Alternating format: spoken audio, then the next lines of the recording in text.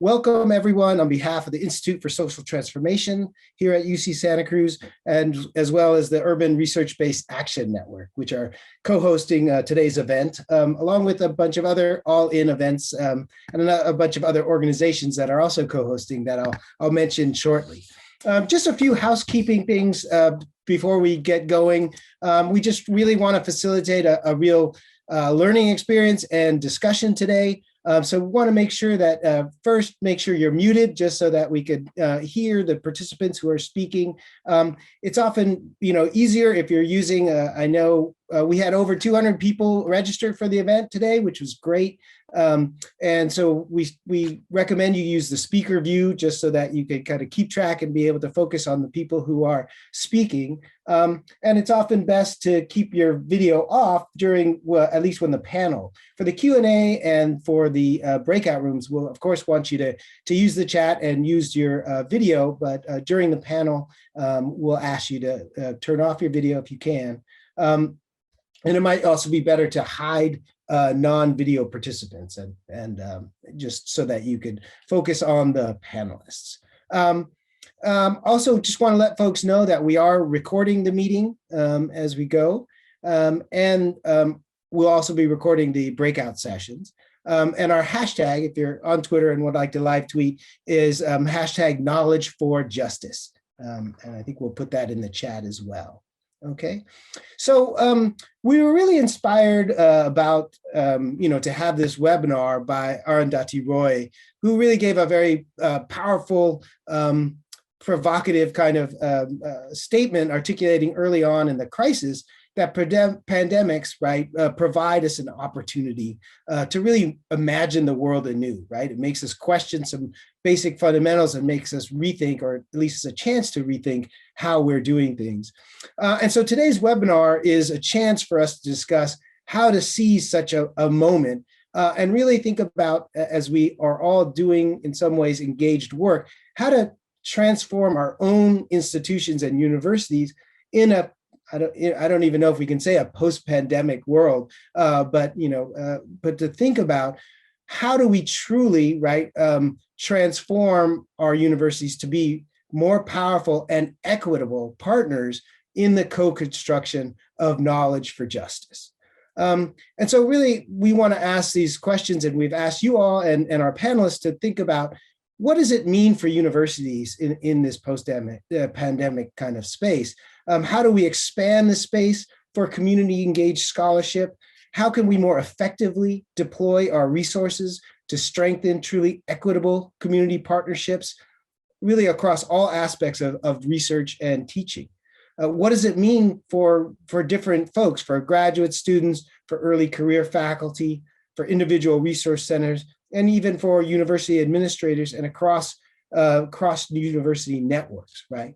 And one thing we want to discuss really is in this moment where we hear more about community engagement by universities, how do we get past what you might call performative engagement? This idea that engagement is the flavor of the month. How do we really hold our institutions' feet to the fire and really think about transformative engagement, right? But before we get into these discussions on our panel today, I'd like to invite Kim Tabari, who's she's the Organizational Development Director at the University of Southern California's Equity Research Institute, to offer a land acknowledgement. So, Kim? Thank you, Steve. Happy Friday. Thanks for joining today. It is my honor to give the land acknowledgement. Our planning committee members are located all over California, and I am representing the University of Southern California community. We acknowledge that the university is on the sacred land of the Tongva Nation. The colonization of this land reflects the systems of power upon which this country was founded and which continue to operate today. We honor the Tongva and all indigenous people past, present, and future, and for their continued survival and contributions to our society. We also honor the legacy of the African diaspora and recognize that this country could not exist without the free enslaved labor of Black people. we know that contemporary struggles for Black lives are connected to the history of violence and white supremacy. We share these acknowledgements to pay respects to the original caretakers of the land, to raise awareness about histories that are too often erased or forgotten, and to recognize our place in this history. And lastly, to affirm our commitment to social change. Please take a moment to feel the ground underneath your feet and honor the land. If you know the land you're on, please add it to the chat to honor your ancestors. If you're unsure of the land, I'm going to drop a link in the chat here that you can look up what land you are currently on. Thank you for posting that in the chat. Thank you. Thank you for honoring the land. Thank you for offering appreciation to the land and its original caretakers. Passing the virtual mic back to Steve. Okay, and this is always a powerful moment. Thank you, Kim, and thank you for everyone posting. Take a look at the chat if you can and see all the places and all the land and the acknowledgement. I think it's powerful and also absolutely necessary to think and build into our scholarship these kinds of acknowledgements. So thank you very much for that. So today, really, again, this webinar in some ways is its own product of the pandemic, in part because our large planned in-person conference, all-in conference planned for last April had to be postponed. The organizers really want to keep the momentum in some ways of that leading up to the in-person conference going. And so we've had a series, this is now the second webinar in our series to think about community engagement. The first one last October focused on highlighting partnerships, community engaged partnerships and universities. And today's webinar is really to focus a little more on those of us who are based in universities and how do we use that position and leverage to truly build equitable partnerships. So while we're focused more on universities, it's about how do we, in these spaces, make them possible and make the collaboration with our communities possible. Now, we are leading up to an actual in-person conference. So the all-in conference, in-person conference last year was postponed, but we're happy to announce that we will be having a live in-person conference next April 2022, here in UC Santa Cruz. It'll be co-hosted again by the Institute for Social Transformation and Urban. And then we have a number of other co-sponsors that are partly represented today. Again, the Urban Research-Based Action Network, the UC Davis Center for Regional Change and Office of Public Scholarship and Engagement, the University of Southern California's Equity Research Institute, the Urban Environmental Policy Institute at Occidental College, both the UC Berkeley and UCLA Labor Centers, the Urban Displacement Project at UC Berkeley, the Othering and Belonging Institute, and the Resource Center for Community Engaged Scholarship at UC Merced, as well as the Center for Social Innovation at UC Riverside. So one of the things where our goal is to connect each other of other individual scholars who are doing this kind of work, but also the institutions, right? How do we build a stronger foundation and network of the community, university-based organizations to make this possible? The other part of our approach to community engaged work and building this network and this community is to integrate it across the disciplines and to really bring in the arts and the humanities, as well as the sciences and the social sciences, and really honor that part of the work that engages not just our minds, but our souls. And so I want to introduce, we're going to have a poem by Selena Su. She's a poet and professor of psychology at CUNY Graduate Center at the Brooklyn College campus. And I want to ask Selena Su to please share her poem. Thank you so much, Steve, and thank you everyone for being here. I'm so glad to be here with you today. I often think about how hard it is to not be limited by our own imagination, for our journeys to not be directed by existing institutions, sidewalks, and paths. The Spanish poet Antonio Machado wrote, "Se hace camino al andar," or "you make the way by walking." In grass, it takes as few as 15 passages over time to create a new trail, what urban planners call desire lines. Desire lines.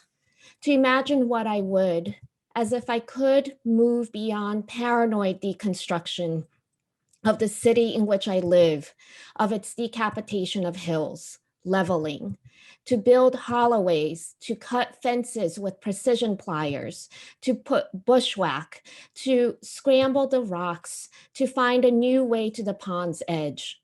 After snowfall, the existing paths are invisible, the street noise white. I listen to my now innocent heart murmur, transcribe each pump, a washy cymbal sounding off an excess beat of oxygenated blood whooshing back with a slow step, snow crunching underfoot.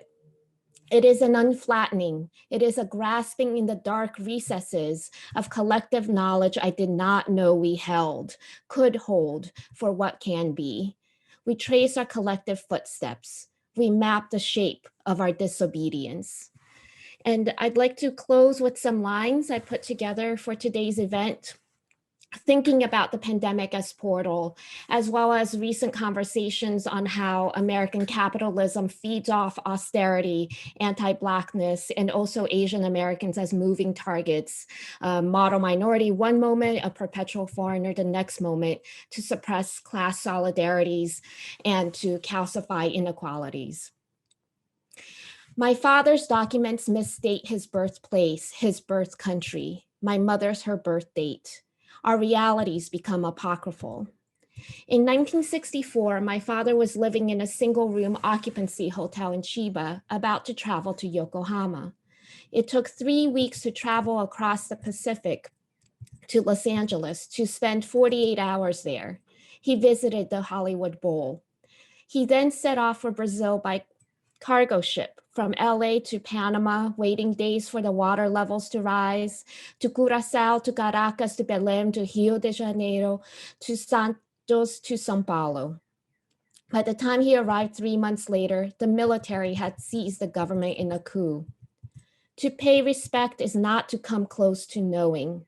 In lieu of asking where each of us came from, to have a sense of where each of us is coming from, even if we might. For Lunar New Year, my father's girlfriend gives my daughter a red envelope with a $100 bill.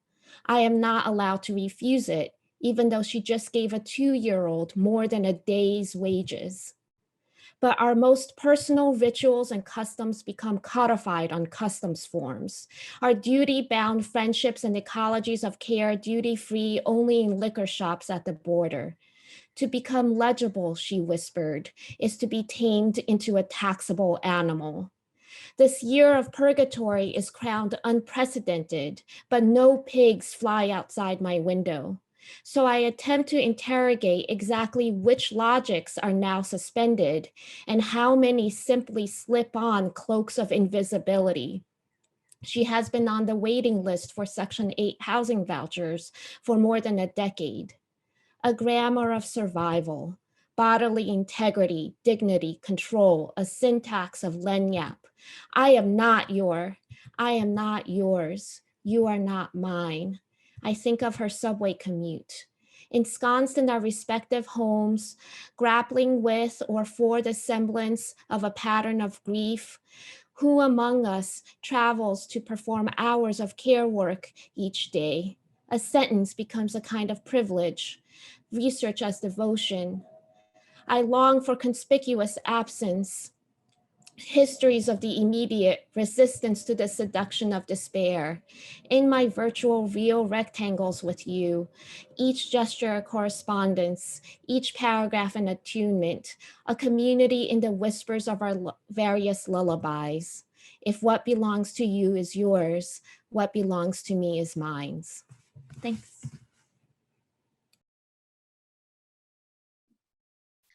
That was beautiful, Selena. Thank you so much. to think about the logics that are suspended, the communities that are in our lullabies. Thank you for those very powerful words and images. So today we want to build on this sentiment of how do we make these connections between each other and be able to, again, think about those logics that are suspended and how do we build new logics in some ways, logics that are more justice and oriented ones that we could build community with. So our plan today is we're going to first start with a panel. I'm going to introduce in a moment Chris Benner, who will be moderating that panel. So we'll have about a half-hour panel with 4 panelists who will talk about transforming and doing community engaged work based at their institutions. And then we'll have 2 breakout sessions, which will get a chance for everyone to participate and share what's on their mind and thinking about how they're seizing this pandemic portal. And so we'll be doing 2 breakout rooms where people will be randomly assigned, and we'll tell you as we go those 2. Each one will be about 20 minutes. We'll get a chance to talk all through this. And then after the 2 breakout sessions, we'll come back for a final discussion with the panelists before we have some Q&A, and then we'll go out with some more readings and music. So that's where we're headed. So thank you for being with us on this journey today. And I'd just like to introduce then the moderator of our next session, which is Chris Benner, who many of you are already familiar with. He's a professor of environmental studies and sociology here at UC Santa Cruz, and he's also the director of the UCSC Institute for Social Transformation. So Chris. Great, thank you, Steve, and thank you all for joining us here. And I'll invite the panelists to turn on their videos and join us here as well. We recognize that all of you who are joining us today, have really important things to share, and we hope we'll get to the breakout rooms to bring in your insights. But we thought it'd be useful to start with just some input into a discussion and raising some key issues. So we asked 4 people who have a really diversity of experiences and perspectives in doing community engaged scholarship to really seed a conversation. And we asked each of them to think about 3 different questions as we're thinking about how do we transform our universities in this moment and going forward from the multiple pandemics we're facing. And so the 3 questions were really, what is it that we're doing that we should keep doing? What's working? What is it that we're doing that we need to stop doing? And then finally, what is it that we're not doing that we need to be doing in the future to move towards the kind of universities that we'd all like to see? And so to start that conversation, I want to invite our first panelist. RJ Tugug is a PhD student in sociology. He's a Mellon Public Scholar at the University of California, Davis. So RJ, I'll turn it to you to give us your perspectives, and we'll have each of the panelists say, a few words, 3-4 minutes, and then have a moderated discussion till about 11:45, and then we'll do the breakout room. So RJ, welcome, and so glad you could join us here today. Yeah, thank you for inviting me. As I was kind of ruminating on this question and this idea that I was supposed to provide my perspective as a grad student, right? One of the things that really kind of stuck with me was this idea that even though I am a grad student, in terms of the work that I produce, when it comes to community engaged work, that difference between myself and the other panelists and all of the people in here, to me is immaterial, because what we produce in terms of community engaged work is work that is for the community, for people that we care about, for people that we work with, that we struggle to fight for almost every day as we make it through our careers here in academia and beyond, right? And with that acknowledgement that the work that we produce, because it's not necessarily for us, it's for our community, right? There has to be that recognition that even as a student, I'm doing the kind of work that should be done and should be recognized as such. And because when you're working with community members, there really is no practice round. There are no do-overs, right? All of the work that you do, all of the work that the policies that you push forward has an impact. And from my perspective, given that we produce this kind of work as a grad student who has very particular needs, and especially as I make my way through my own program and getting that PhD, I need the support of all of my mentors and all of the people that I interact with from all facets of my graduate student life to encourage me to keep doing this kind of work. Because there are a couple of myths that are happening that keep kind of surrounding me as a student. And the first one is that this work somehow takes just too long. You can't do this work during the span of the time you have at grad school. Do something first, something else first. You can do all of that stuff later. And what I would say to that is that no, in my own experience as somebody who has really integrated community engaged work into my own career so far, is that, you know, it might require a little bit more of a startup, but it is completely possible within the realm of my span as a 5-year student plus in this program to do the kind of work that I'm not just you know, checking off these boxes to make it through my program, but rather work that I'm incredibly proud of, work that is valuable to me, work that is valuable to my community, and using that to really uplift everyone around me that got me to where I am today.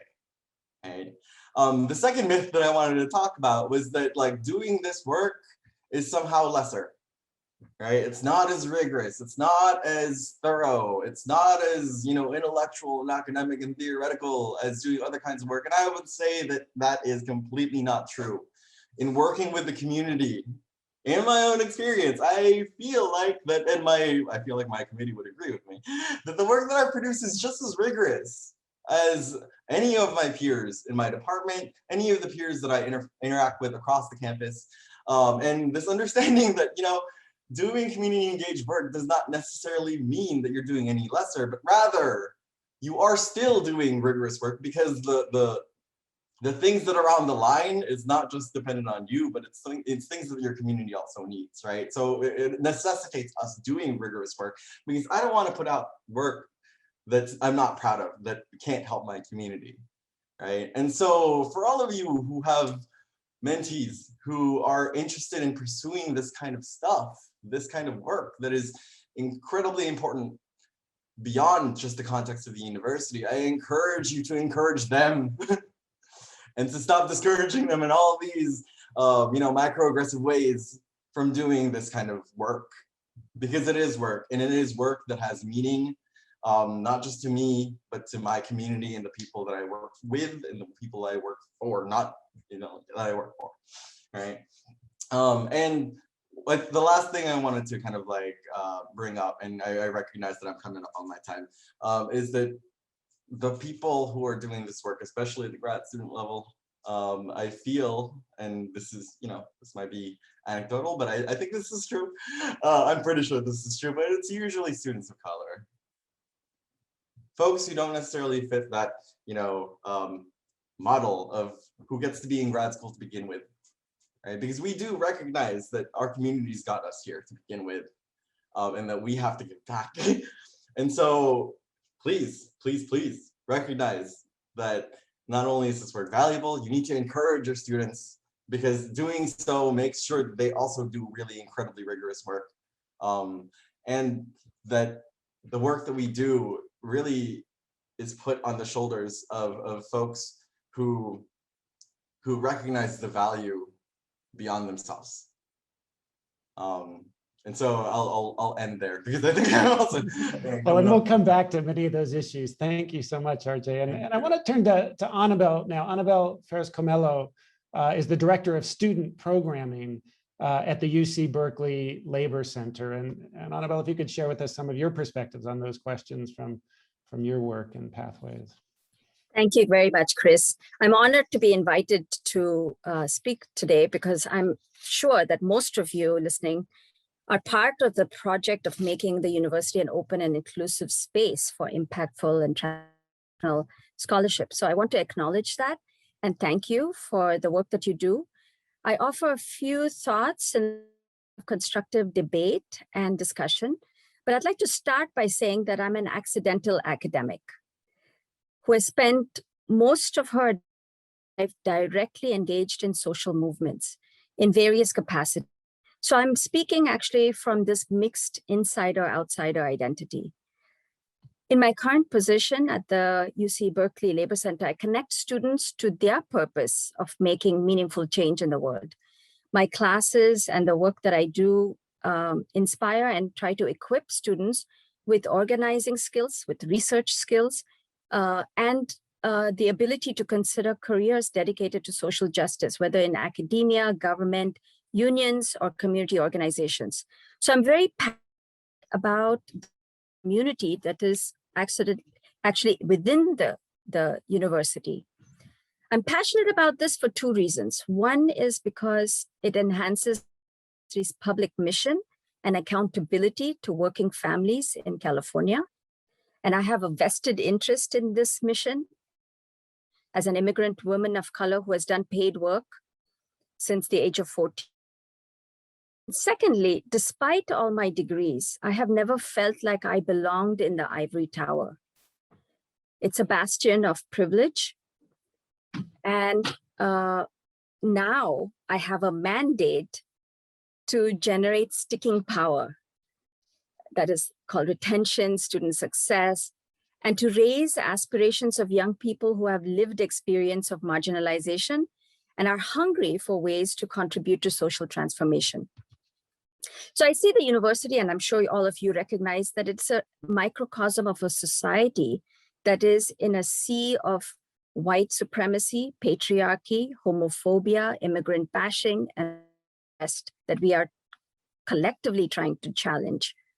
And it's important to understand the ways in which power is exercised, experienced, and challenged within our own organizational cultures. It's also important to dismantle the structures that are not built to accommodate us or to at least challenge their boundaries. So I have about 5 quick points that we could discuss further in the breakout rooms that I'd like to see implemented. And it follows the questions about what we are doing and what we should be doing and what we are not doing yet, but they're not necessarily in that order. So the first is, I think, recognize that knowledge is not a commodity. The questions that frame our scholarship are in the service of anti-capitalist, anti-racist, equity-oriented agenda that informs practice. We need to continue doing. We work with community organizations which drive the agenda so that we avoid opportunity costs of pet projects. I have done work with unions and organizations that are desperately seeking to set their priorities. And we'd like to make sure that we are part of that process, constructive process. I'd also like to plug the importance of studying up, that is, studying the rich and political elite to understand the geometries of power that that operate both within the university as well as outside. We need to share knowledge, let ownership of the findings of our work be accessible to those outside the ivory tower and not in corporate-owned journals that restrict access to co-created intellectual output. The second point I'd like to make is that we need to either make way or get out of the way. In other words, create space for organic intellectuals who are not already in the academy, because it costs so little, but generates so much power to share titles, access to resources, the commons, the library materials that are now becoming increasingly privatized. I always say libraries are the last bastions of democracy, and we need to actually prise open those doors to people who are our partners in knowledge creation. Third, we need to build the base, identify, recruit, train, mentor working class students of color to not just survive, but thrive with technical and soft skills so that we can reclaim our right to create knowledge in the public interest. just as RJ said. We need to abolish the racist grading system to be able to reward and acknowledge the work that is being invested by students who are not necessarily trained in the language of upward mobility within the academy. We need to strengthen the pipeline so that we start with the younger population, because we need to assure that there will be more organic intellectuals in the pipeline to graduate studies and faculty positions who are asking the questions in ways that are not only culturally sensitive, but also politically impactful. And finally, we need to acknowledge the regressive record of the tenure track system. It is racist, sexist, and designed for exclusion. It has lost its meaning in a system that produces more PhDs than secure jobs. Let's try to question that and figure out ways to actually reward, enrich scholarship that makes a difference. Thank you. Annabelle, thank you so much for those comments, really powerful. I want to turn now to Claudia Maria Lopez, who's a graduate from the PhD program here at UC Santa Cruz, worked with Steve McKay and others, and is now a professor of sociology at CSU Long Beach. Claudia, over to you. Thanks, Chris. Thanks, Steve. And thank you to all the All-In organizers and networks for inviting me. So I am talking to you as a early career academic scholar, but I came to academia as a first generation transfer student, non-traditional student, and now I am a first generation faculty member. And I think what comes with that is you learn to hustle. I've gone from through all the public institutions in California, and you know that that is a hustle. So I'm going to keep my comments real short so that we can have a conversation. And really, my comments are coming from the perspective of someone early career within a university, trying to really challenge what I appreciate Steve said, the performative engagement. So the first question here we were asked to comment on is what are we doing that we should keep on doing? And for me, it's these kinds of events, workshops, networking, just sharing, being able to sit in the past events that All In has put on has been so inspiring to me. I call it, these are creating spaces of hope for me. Like what I want, I've always been told that's impossible. That's not going to happen. And so being part of these spaces show me what is possible and the new trends for community engaged work. The second was, what do we need to stop doing? And my co-presenters have mentioned some of this. For me, is relying on the same measurements to evaluate a scholar's contribution and value.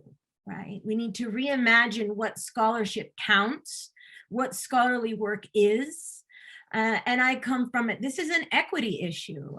Like Annabelle said, much of this work that has been unfortunately just called research at times are done by underrepresented and scholars of color. And so what we're talking about is an equity issue that affects the retention, promotion, and overall well-being of these scholars. And lastly, what are we doing, not doing and for the future that we need to move equity scholarship forward? We need more, I'm going to be real, we need the institutions to give us more resources and money, right? Basically invest in cross-disciplinary institution, organizational membership, funding, support, because I hope that the administrators on this in this event recognize that community-based research and engagement is key for carrying out the university's mission of contributing to the public good. So then part of that, when we have different stakeholders, we can then begin to visualize and see our data valuable to different stakeholders, right? For as young faculty, being able to imagine this research as bringing together our research, teaching, and service but also it's valuable to students, the community, faculty, and then overall the university itself. So those are some of my brief comments, and I look forward to our conversation. Thank you so much, Claudia. I'm really feeling this space as a space of hope. I really appreciate you calling that out as being so important.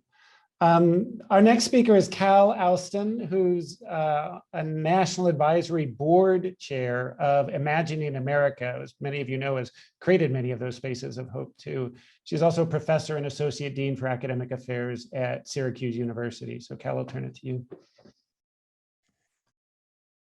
Well, I want to start by thanking Annabelle, Claudia, and RJ, because having the conversations we've had has been really inspirational to me. And I try to keep it brief because I feel like I am the old school traditional scholar. I've been in this for a long time. I went to a very traditional graduate program. I have been I'm a tenured full professor, and I've been an administrator in the central part of my private institution. I will say, though, that I feel like I'm being reclaimed in part by my work with Imagining America, in part by some of the people who are in this Zoom room today. And I think you'll all know who you are. But to push back and become a kind of a late stage dissident. And so I want to start my very brief comments by just saying that I'm teaching a seminar on the educational inequities in the age of a pandemic. And from the very beginning, my grad students have been, I think, one of the biggest themes that we came to when we started off, as everybody did, by reading the Arundhati Roy piece. But they really were more moved by a piece by Riz Ahmed in British Vogue, of all places, in which he said something like, when I talked to my parents, my immigrant parents, I remember that I don't want to return to normal because normal was not that great. And that has really come back every week in our conversations and all the readings we're doing, that if we don't see through the portal that what we had before is not what we want to return to, then I think the suffering is for naught. And I'm already seeing at my institution, and I'm sure other people are, a kind of a view that that's what institutions want. They want to return to the previous structures, all the things that my predecessors on this panel have said we should stop doing. Those competitive standards, those disregard of community engaged work, those spaces. And so that's really how I want to gather in what has been powerfully said on this panel so far, is that normal was terrible for many of us. And I think that we need to work differently. The Black faculty in my school gathered in June last year, again, because we were seeing the effects of both pandemics that we were engaged in colliding powerfully. And I think we have seen even more and more ways in which we were dysfunctional as institutions, but as a culture colliding. And so I want to encourage us to take up all the questions that have been raised, to think about how we co-create both knowledge and structures that will serve us in a more healthy, more collaborative, and more a less racist, capitalist, colonizing way. And I'll stop there. Thank you. Thank you all so much for that. I think I'm going to suggest at this point, since we're almost at the end of the time for this period, and we are going to have time to have a discussion with the panelists after our breakout rooms, and noticing how much the chat is popping with appreciations for all these comments. Let's go into breakout rooms now, and I'll turn it back to Steve to describe that process, to then get all of your input and insights and perspectives. And then we can all come back together at the end of that to really then go into a deeper discussion with the panelists before we wrap up. So back to you, Steve, to tell us how we do the breakout rooms. Okay, yeah, I think there's everyone's chomping at the bit to share, and that was just fantastic. I love the idea of thinking about, well, building that base, building those spaces of hope, and particularly, that normal was terrible. I like just that idea, but particularly how to co-create both knowledge and structures of power. Like that is really powerful, and it's really the how-to that we want to share. So the idea of the breakout rooms is we'll allow everyone to interact and kind of engage with those provocations. And the way we'll do that is we'll have 2 20-minute sessions. Well, we will record it, and we will be asking people to take notes. And so you'll see the notes here that we'll be able to take notes on. But during this, we'll have facilitators, and you'll meet your facilitators and their bios. You'll see on the All-In website. But the idea is that we're going to send people randomly to these breakout rooms, and we'll want to reflect on a particular prompt. So the first breakout room for the first 20 minutes, again, we'll have a facilitator, and we'll ask facilitators to record it, but also to ask someone to please be a note taker, and we'll do that on a Google Doc so we can see. But the prompt is to reflect on what is in your own experience and perspective links you to what you heard from the presenters in the panel, right? And to think about, again, answering the question that they did, what should we keep doing and what should we stop doing, right? So really a way to reflect on your current work, okay? So the first 20 minutes, it's really going to be about current work and the current condition. Then after 20 minutes, you'll be transported to a different portal, which will be another second prompt and a second breakout room. And in this second breakout room, we really want you to think forward, to really dream and thinking about things, and really to reflect on this particular prompt, that how can we best take advantage of this moment to radically reimagine and strengthen our individual and collective work in community engaged practice, okay? And so then after the second breakout room in 20 minutes, then we'll bring everyone back for a discussion, and the panelists will also join us in the breakout rooms, and then they'll reflect on what they heard there. And we'll be able to see what all the different groups talked about by looking at the Google Doc with your various contributions. So Dario is going to send, we'll have, I believe, 10 different breakout rooms. So it'll be pretty small. And so we'll all get a chance to participate, hear from your own experience. And as Claudia said, learn. This is really, we are trying to build this space of hope, right? So we encourage everyone to share what they've learned and to do and what not to do. So Dario is going to send us all into the breakout rooms, and the facilitators will share the prompts again and the prompts are also on the Google Doc sheet. Okay.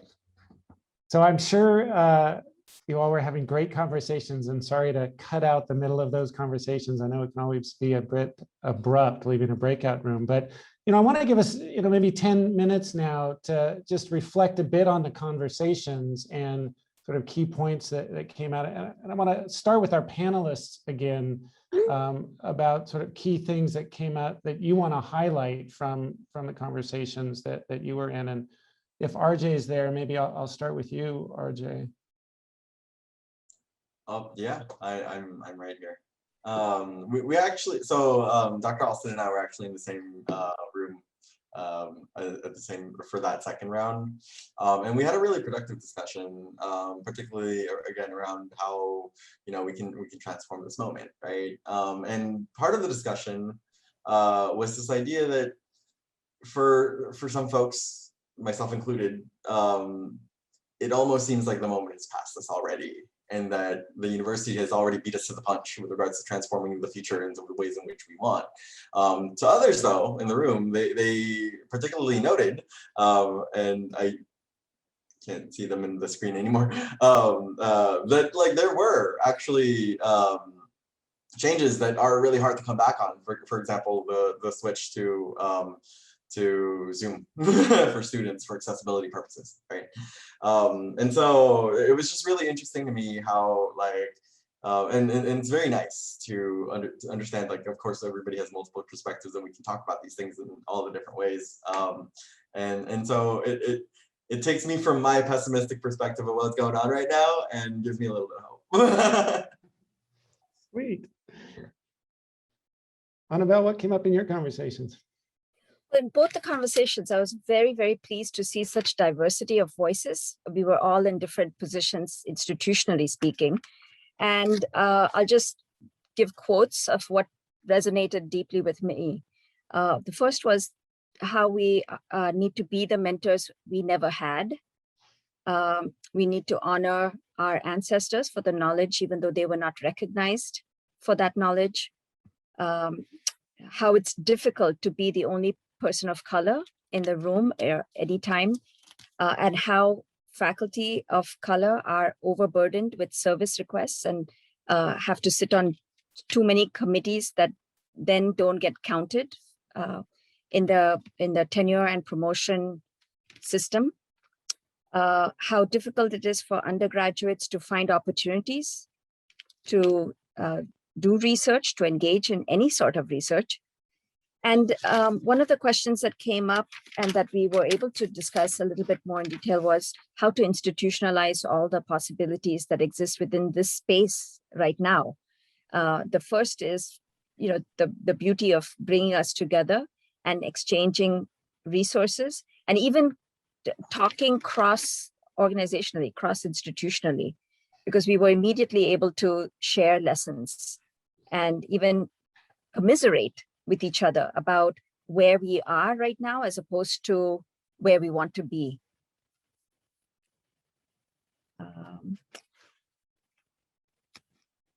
The last thought I'll stop with is how there's so much fear institutionally of letting people from the community lead. But that's exactly what we need to push for more and more, is to have institutions listen.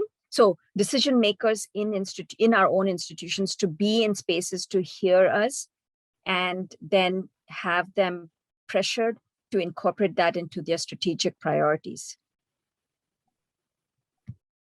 That's great. Thank you for that. And I'll mention to everyone, it would be great to have you put ideas in the chat, things that you heard. We're capturing all of this and we'll report that back as well. So anything that you've heard or implications for radical or important opportunities going forward would be great. And Claudia, I'll turn it to you. I heard one of the things Annabelle was talking about was learning spaces that are also safe spaces. So it's great to think about that. But what came up in your conversation? Sure, I want to thank both of the groups, because I was able to talk with people, everything from undergrads all the way to full. And so that was really generative. In the first group, and I'm sorry if, please, for those who were in it, if you could add as well, is really thinking about who is engaging in the community, who is the community, and how are we engaging? For some of us in that room, the communities is our community. And many times it's difficult to leave your own community to professionalize or legitimize and then come back. And so someone even mentioned during the pandemic, I was able to stay at home with my community in that space. And so perhaps can we think of ways that that continues? For example, I've been able to participate in all these kinds of spaces virtually. So is there a way, I mean, this is also an accessibility issue. So that came up. For the last group, thinking about, I really appreciate, I was in the group, it was just Ron and Gretchen and I really appreciated that, because Ron started by really saying, so I really was pushing for radical, like how can we think of change radically? So how do we leverage the spaces we have? And I appreciated that because it really turned into me asking questions about, so how do you do this? You know, Gretchen's at Syracuse doing amazing stuff as an associate. Ron Glass has a whole amazing life that he's done and dedicated. And me, I'm early. So I was like, so how do you do this? And so it really turned into the end tips. For example, Ron said, stop giving charity. Don't just put students there and just kind of like an ad, but not stir and change. So stop doing charity, make sure that it counts for you. They like numbers. So making sure that not only, but also for me, I'm like, I got to make relationships with everyone. And both Gretchen said, no, start small, start with one project, build those relationships. And then you move out. And Ron also talked about the need to really be thinking when we're talking with administrators, I need a staff person, someone long-term that ensures the continuation, but also the relationships, that institutional knowledge. And also I love that Ron ended by saying, don't have any conversation with anyone who's not talking 5 years or more. I was like, oh, that's cool. I love that. And then really, again, I just want to shout out to Gretchen and Ron, who I felt like it was a bit of a mentoring, and why I really appreciate this space of networking. Thank you for all of that, Claudia. And I also just want to lift up again something you just said, but you also referenced in our conversations ahead of time that I thought was so important is the staff people in the universities and in the work we're all doing are so important to getting this work done. And we often forget about that. So let's make sure to lift them up too. Cal, what was coming up in your conversations? Well, I would say the thing that bridged the two sessions was the question of resources. We talked about them slightly differently in the two groups. In the first group, we really were talking a lot about, we had a foundation officer in our group. So we talked about ways to bring in more resources from foundations and other supports, but also to think about the human beings that we work with and study with as those resources, that the experiences of faculty and staff of color, first gen folks in universities, all of those experiences are themselves knowledge producing resources that universities usually do not acknowledge. And, you know, whether it's Black Lives Matter or Indigenous issues that arise on our campus for sure, and I'm sure on many other campuses, and obviously anti-Asian violence that's taken place, but also different populations, cross-cutting identities of spaces. And the idea of universities just thinking that we could just come back, put everybody to work again. And that was a point that RJ made in our second group. We've all been working. We've all been working this whole time. It's not coming back to work. It's just literally they want to be able to survey us in our bodies in place, as opposed to the work we have been doing and overdoing, I think, in many cases this year. And then in the second group to talk about resources for our community partners, that we are not studying them, we are working with them, and that they need to be compensated. And it may not be an amount of like a check or an individual gets money, but that there's a project that people want done that can be invested in and can really be a true partnership between the researchers and scholars in the university and those communities or those community partners. And so I think that the idea of resources and reframing what the university thinks of as resources. Oh, it has to go through the budget office and it can only be in the form of X, Y, or Z, that we need to really push back at that if we're going to be successful in our community work.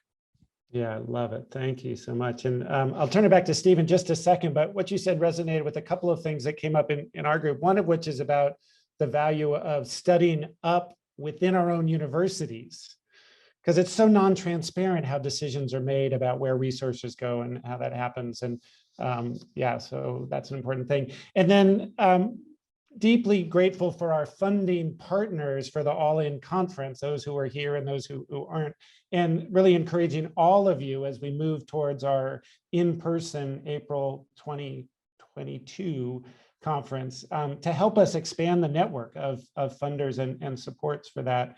And then the last thing is, think about a couple of questions about what is it that you want to make sure we talk about in future meetings, both in that in-person one or possible future virtual ones? And then is there anything that we haven't been talking about that we should be? And you can put that in the chat. You can put it in the notes of the documents that you're working in your small groups.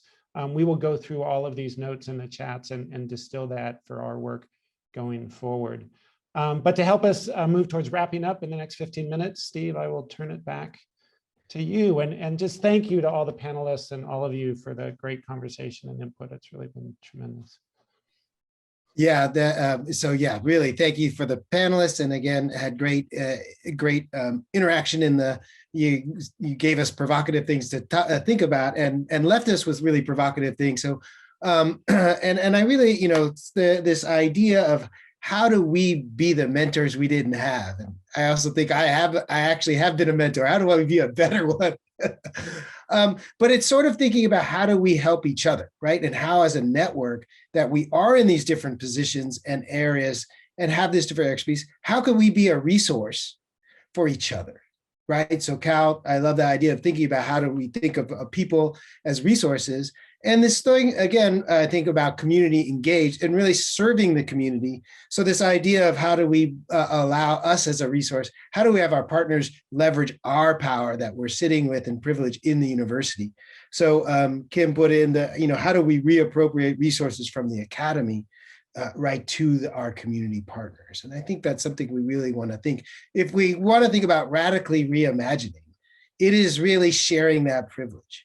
Right? It's like using our position to be vulnerable to get those resources, right? And I think that is part of, at least for me, thinking about radically reimagining is when it hurts me or I have to go and, you know, put that privilege to the test. Because I think we are very privileged in the university. How do we use it? If we are in public institutions, if we're thinking about the public good, how do we actually walk the walk? And so in closing out, I really just want to, you know, encourage people to be involved. As Chris said, we're working towards our all-in 2022. So we'll ask, please, you know, stick with us and we'll have our notes and we'll be in touch about that. But we want you to shape that event. We had over 150 presenters who were lined up for that. We'd love to see 200. We'd like to make it an even bigger event. And so that's coming up. The other thing is that one of our important sponsors is Urban, and I put it in the link here, is to think about joining or being part of this. A lot of the energy and the attitude that we bring to All In is in part from the Urban Research-Based Action Network, who's been doing this, Ron Glasses and Michelle Fines and Mark Warrens and all these folks who've been doing this for a long time. And we, you know, so we want to help, you know, kind of build that network as well. And the final thing is that I wanted to mention before we close out is a couple of the conversations were about, you know, how do we make this work count? And so actually Claudia Lopez and I got approached to do a special issue of the Social Science Journal. And so we chose to do it on new trends in community engaged research. And so we encourage you there's a link there, and it's also on the All In site. We're taking abstracts until June 15th, but if you're doing this work and want to get credit for it and really are pushing the idea of what is the new trend, and I think we heard today is how do we think about all these areas, how do we take this opportunity? We'd love to see it, and we'd love to publish your work.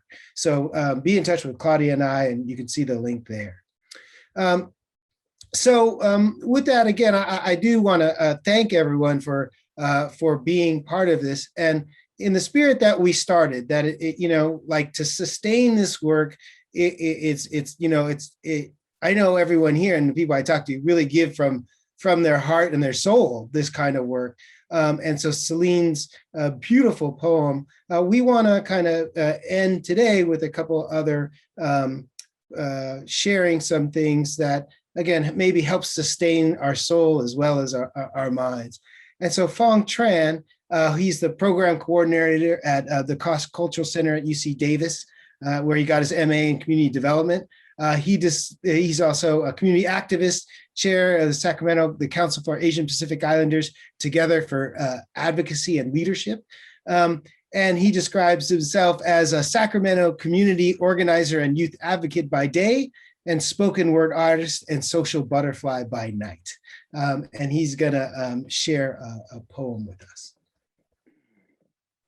Awesome. Thank you so much for just having me in this space. It feels like a while since I've been in a space like this, academic space, a space where we're thinking about, applying academia in praxis and engaging community.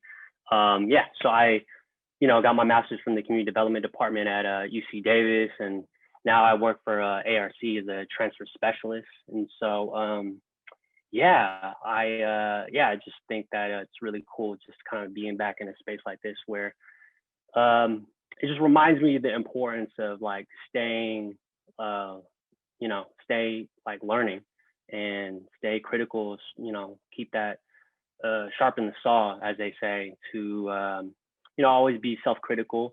And in the process of rehearsing for this, I read my poem, and first off, I was like, oh man, dang, I wrote that. That's pretty good. It's not that bad. And then it also just reminded me to, oftentimes in these spaces, by the nature, we are so self-critical of ourselves and our positionality that it requires us to give ourselves self-care and grace. And I think that's really important. So we stay sustained and stay, passionate and not necessarily cynical, because I think that tends to happen sometimes, is we lean a little too hard, on the world. And so, so I hope this piece could be meaningful. I thought it'd be kind of cool to kind of get an open mic vibe. If folks are open to it, maybe just turn on your mics. You don't have to turn on your video. Feel free to react, like the open mic thing is like snap. Feel free to do that. Parts of this is supposed to be funny, so it'd be great if you could laugh. Otherwise, it'd be kind of awkward. So yeah, this is don't be an activist. That's right. Go for it. Don't be that dirty A word, activist. Like a viral disease, it always starts in college. You either took that sociology, ethnic studies class, joined that outreach recruitment retention center for underrepresented youth of color. You wanted to hold it down for the struggle, and you joined that blank student rights. And then it happens, you become an activist. The symptoms will kick in fast and heavy. First, your parents will tell you get a real job. Schools will tell you that you're too unpatriotic. Your friends will call you too sensitive. Your family will call you too liberal. Your community will call you too communist. You work at a nonprofit organization because you said you want to make a difference, because you certainly aren't making any money. Even though your official job title was program coordinator, you're really the organization's social media director, youth outreach manager, office technician, staff personal therapist, grant writer / ghostwriter. You get no credit. Program assessment evaluator, and in-house cultural competency trainer. You start feeling guilty for listening to mainstream hip hop, and that your favorite song is Bad and Bougie, even though that song represents everything you stand against: misogyny, male patriarchy, the commodification, hypersexualization, and dehumanization of women. That beat is just really damn good, Don't be an activist, because you'll just be angry. Angry because you learn that everything corrupt in this world is rooted in this anti-Black, anti-indigeneity, heterosexist, capitalistic system. Paulo Freire called it when they made the Matrix. Once you become conscious, you can never go back. With liberation comes burden. Liberation is work. Liberation takes work. A burden that sits heavy like asthma. Ignorance must be really bliss, because it's exhausting looking through Facebook news feeds without saying, God damn it, that shit is fucked up. Without seeing white people throw peace signs and making squinty eyes in pictures with hashtag Asian pose. Without another fraternity throwing another Cinco de Drinko across the border party. Without another newscaster blame the victim and defend the rapist. Without another black body being shot by another gunman named officer and feeling like you could never do anything.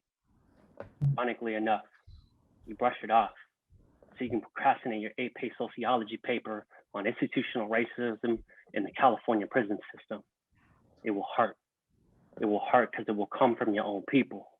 They tell you too cocky, that you an opportunist that left home, South Sacramento, for a job at university, and that you a seller until you buy into their thinking. And they tell you you're not really down. So you tell yourself that you're not really down.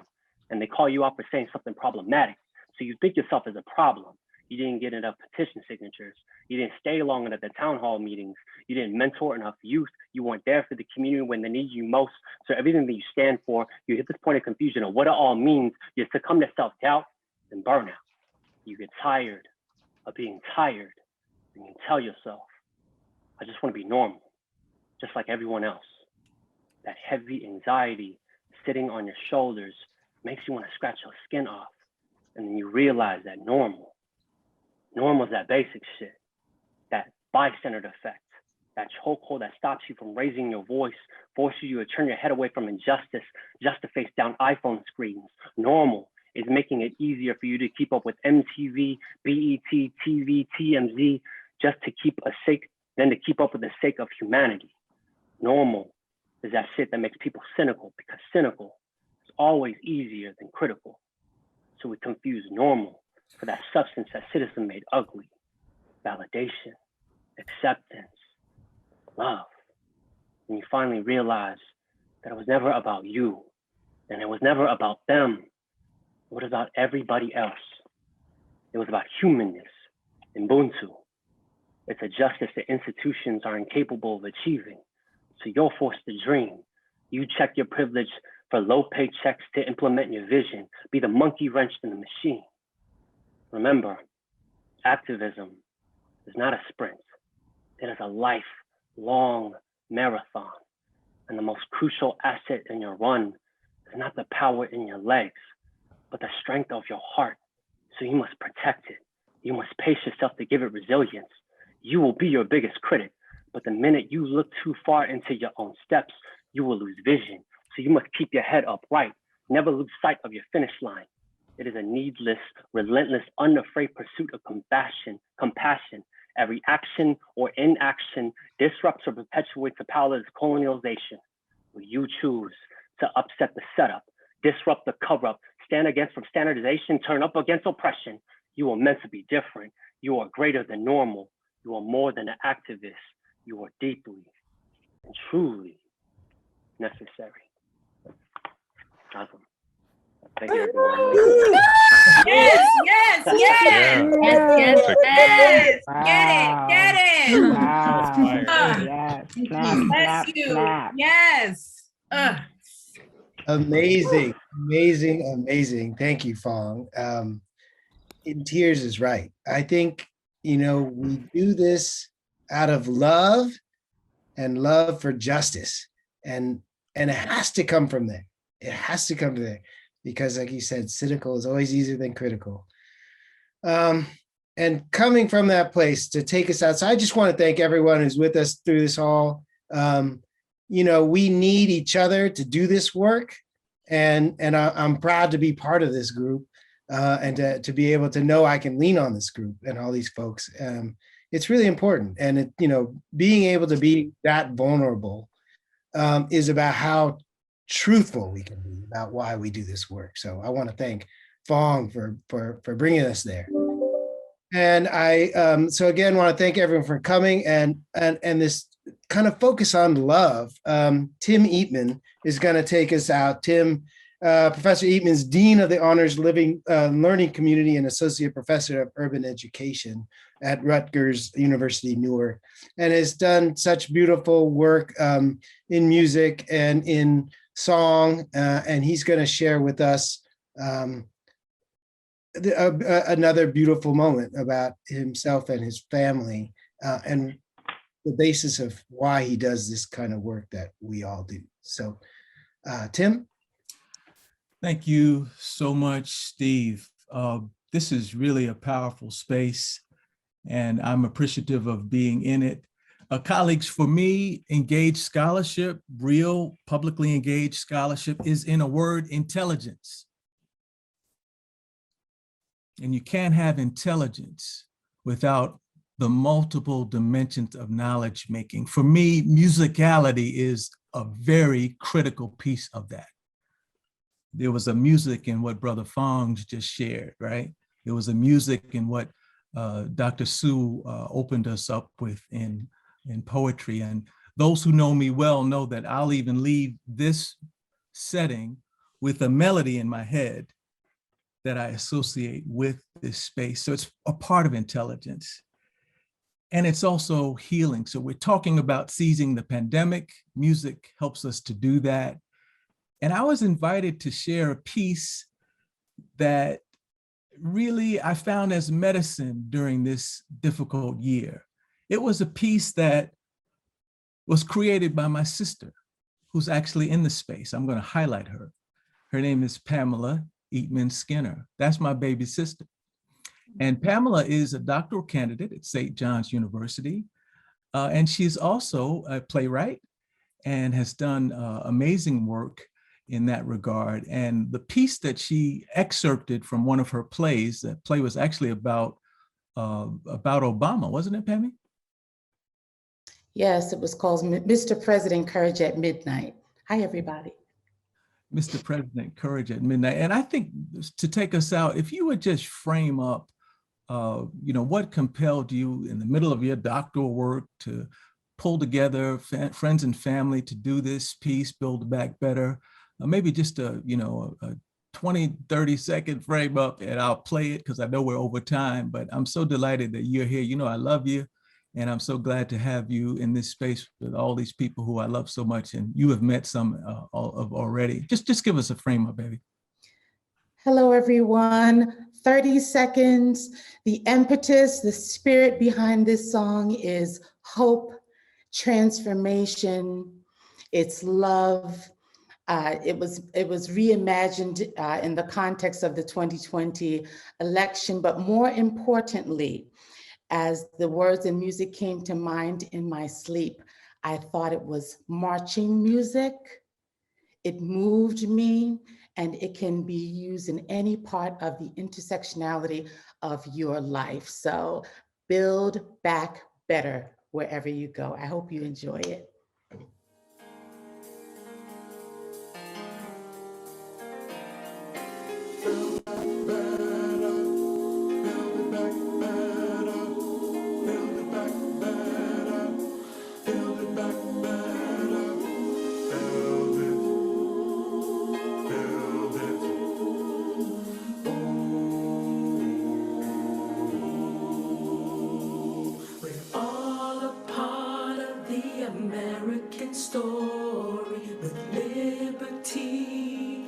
Justice for all, where every man and woman is counted with courage and strength.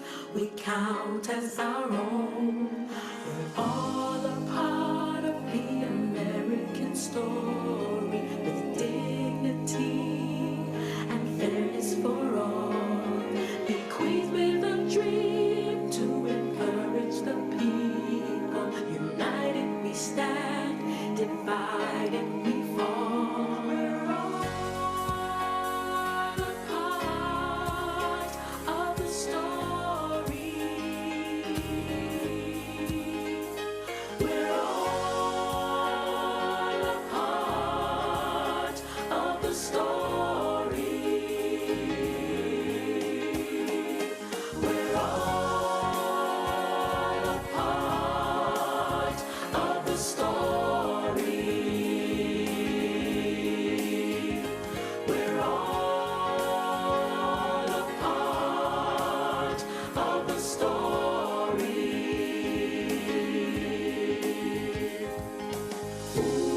Strength is our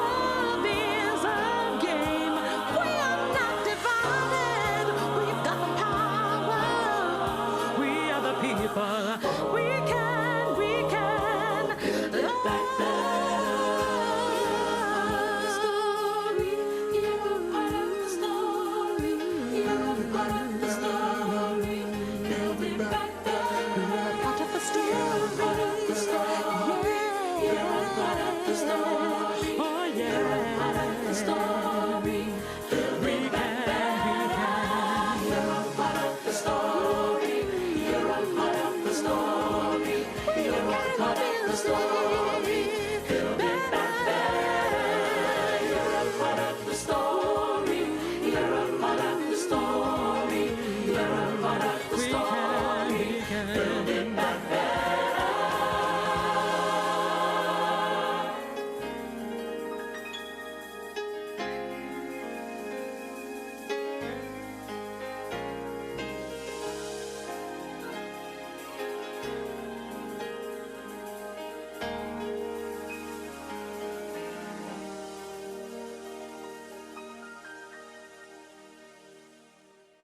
Much love, talent.